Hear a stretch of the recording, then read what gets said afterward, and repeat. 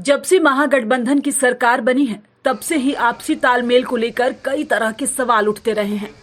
सरकार में शामिल पार्टी ही अगर दूसरी पार्टी पर बयानबाजी करे तो आप समझ सकते हैं कि मामला कितना गंभीर होगा।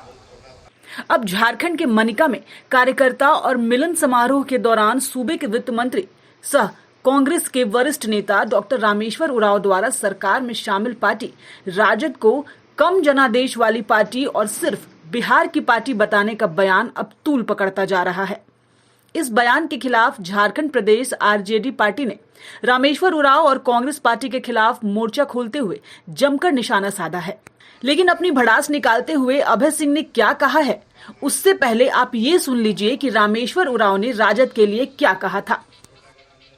जेएमएम का गठबंधन छोटा गठबंधन राजद का भी था, बहुत छोटा था, सीट दिया गया था उनको, इसलिए दिया गया था कि थोड़ा सा क्योंकि उनका अब उनका रिलेवेंस नहीं रह गया है। राजद लोग कहते हैं कि राजद बिहार की पार्टी रह गई है, अब बिहार की पार्टी नहीं है क्योंकि अब जनाधार उसके पास नहीं है। तो आपने सुना कि क्या कहा रामेश्वर उरांव ने। अब इसी बयान को लेकर कांग्रेस पर भड़कते हुए आरजेडी प्रदेश अध्यक्ष अभय सिंह ने कहा है कि आने वाले साल 2024 के चुनाव में कांग्रेस को पता चलेगा कि राजद क्या है। कांग्रेस पार्टी का झारखंड में अगर अस्तित्व बचा है तो वह गठबंधन की वजह से बचा है। एक तो झूठा उन्होंने बोला कि मनिका में राष्ट्रीय जनता दल के सैकड़ों लोग ज्वाइन किए, जबकि राष्ट्रीय जनता दल का एक भी व्यक्ति माने कांग्रेस में ज्वाइन नहीं किया है। ऐसे वरिष्ठ नेता को ऐसे बयान से बचना चाहिए। तो हम लोगों का कहना है कि अभी इनको लग रहा है कि राष्ट्रीय जनता दल छोटी पार्टी है और जिस रफ्तार से हमारे नेता प्रतिपक्ष माननीय तेजस्वी जी ने झारखंड में 2 दिन का समय दिया है कि हर एक महीने में 2 दिन 81 विधानसभा में हम कार्यक्रम लगाएंगे और उसके बाद 2024 में उनको पता चल जाएगा कि राष्ट्रीय जनता दल का जनाधार यहाँ है या नहीं।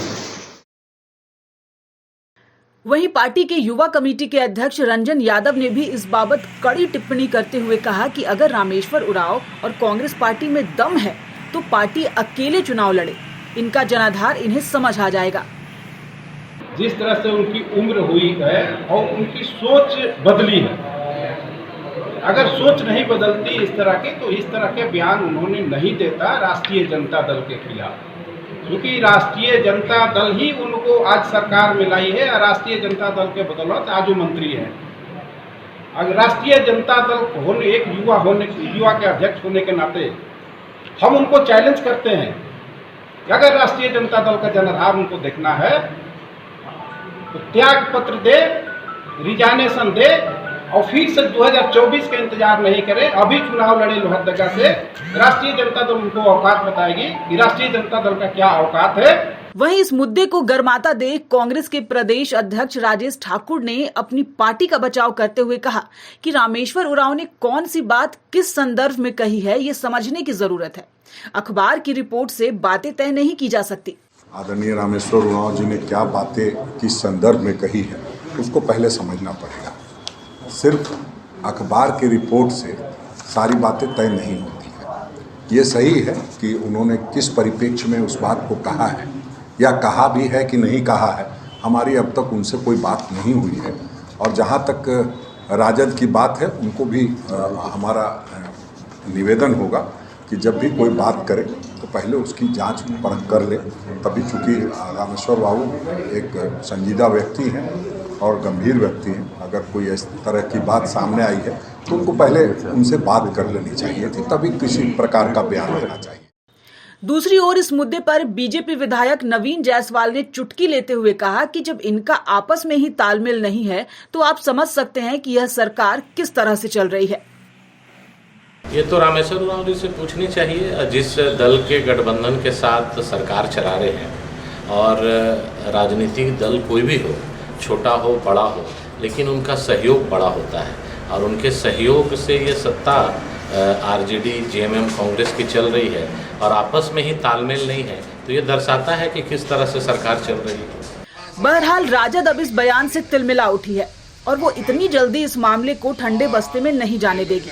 इसलिए अब देखना होगा कि जब यह मामला कांग्रेस और राजद के आला कमान तक पहुंचता है तो क्या प्रतिक्रिया आती है। न्यूज विंग के लिए रांची से राफी शामी, संध्या और मनीष झा की रिपोर्ट। धनबाद के बाद अब गिरिडीह के बरगंडा में खुल गया है आविष्कार डायग्नोस्टिक। यहाँ digital mammography, CT scan, ultrasound, X-ray DR, uroflowmetry, pathology, ECG, TMT, EEG, PFT, NCB आदि की जांच की सुविधा उपलब्ध है। यहाँ योग्य एवं अनुभवी टेक्नीशियंस के द्वारा सभी प्रकार की जांच की जाती है। आपातकालीन सेवा सीटी स्कैन 64 स्लाइस की सुविधा रात में भी उपलब्ध है। हमारे यहाँ 24 घंटे एम्बुलेंस की सुविधा भी उपलब्ध है। हमारा पता गोवर्धन